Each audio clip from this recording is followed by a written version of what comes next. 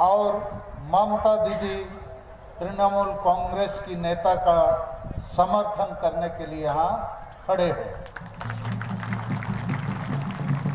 बंगाल का ये चुनाव जो है और इसका जो परिणाम होगा, ये देश की राजनीति के दिशा को बदलेगा और भारत के आदिवासियों की दशा को भी बदलेगा।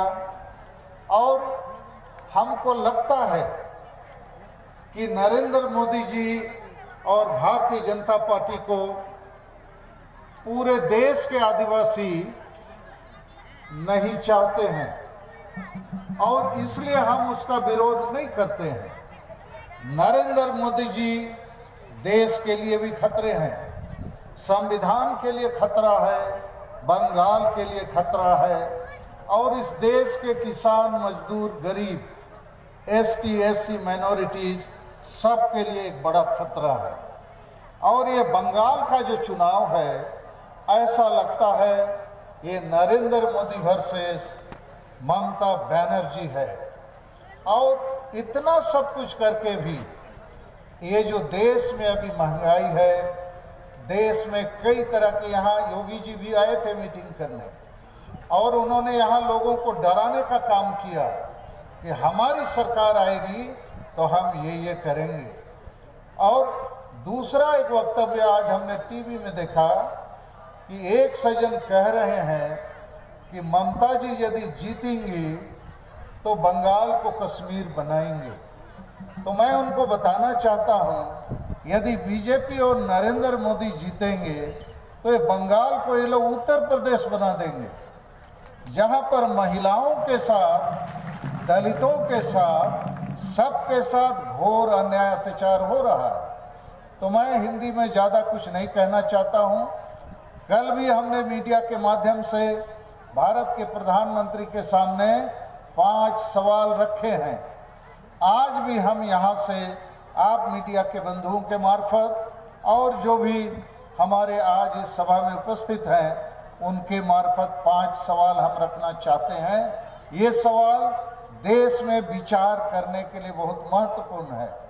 पहला सवाल है, क्या मोदी जी भारतीय संविधान के आर्टिकल 1 में वर्णित India that is Bharat shall be A union of states का समर्थन करते हैं या सभी स्टेट्स को खत्म कर एक हिंदू राष्ट्र बनाना चाहते हैं? अर्थात मोदी जी का जो पॉलिटिकल डिज़ाइन है, जो आरएसएस के द्वारा बनाया हुआ है, वो सभी राज्यों को ख़त्म करना चाहते हैं। राज है तो राज्य की जो एक विशेष आइडेंटिटी है, ऑटोनॉमी है, रीजनलिज्म है, ये बीजेपी और आरएसएस वाले उसको ख़त्म करना चाहते हैं। और बंगाल के चुनाव में भी ये सबसे बड़ी खतरे की बात है, जिस बंगाल का एक अपना पहचान है।